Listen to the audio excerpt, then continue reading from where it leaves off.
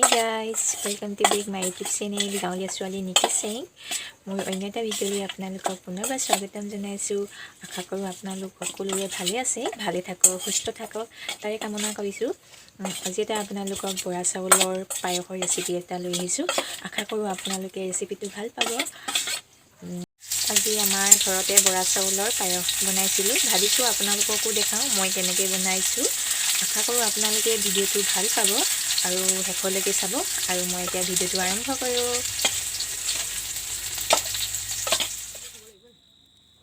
মই এটা চচত 2.5 লিটাৰ গাখীৰ লৈছোঁ আৰু ইয়াতে 2 খিলা তেজপাত দিছোঁ। এতিয়া মই গাখীৰখিনি ভালদৰে গৰম হ'বলৈ দিম। গৰম হোৱাৰ পিছত মই ইয়াতে চাউলখিনি দিম। মই বৰা চাউল 3 কাপ লৈছোঁ।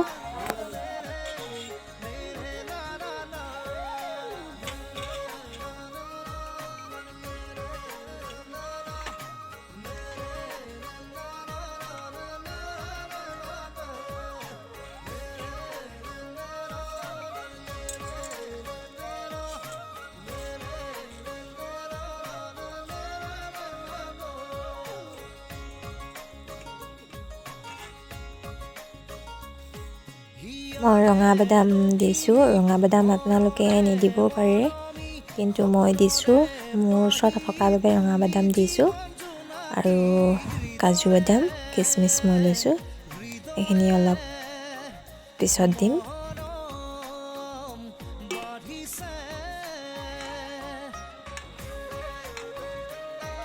আৰু অলপ গাখীৰ মই এক্সট্ৰাকৈ থৈ দিছোঁ, পিছত দিম। এতিয়া মই কাজু বাদামখিনি ইয়াতে দিছোঁ।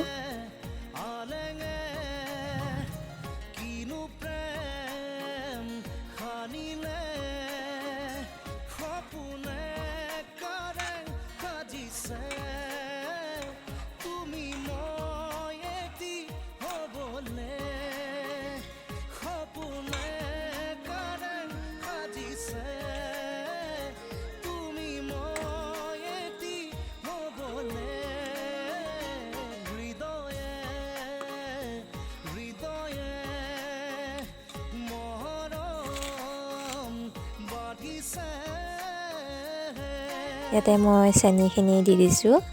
চেনি অলপ বেছিকৈ দিছোঁ।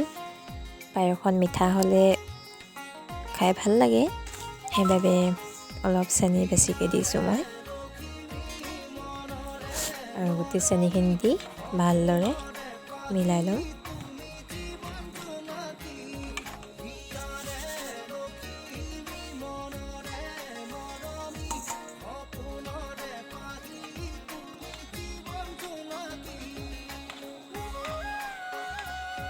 বৰা চাউলৰ পায়স খাই খুব ভাল লাগে, টেষ্টি হয়। আৰু ইয়াতে মই এতিয়া কিচমিচখিনি দি দিছোঁ।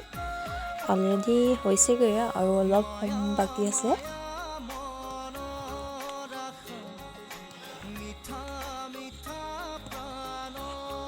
এয়া দেখিছেনে কি ধুনীয়া হৈ গৈছে পায়সখিনি।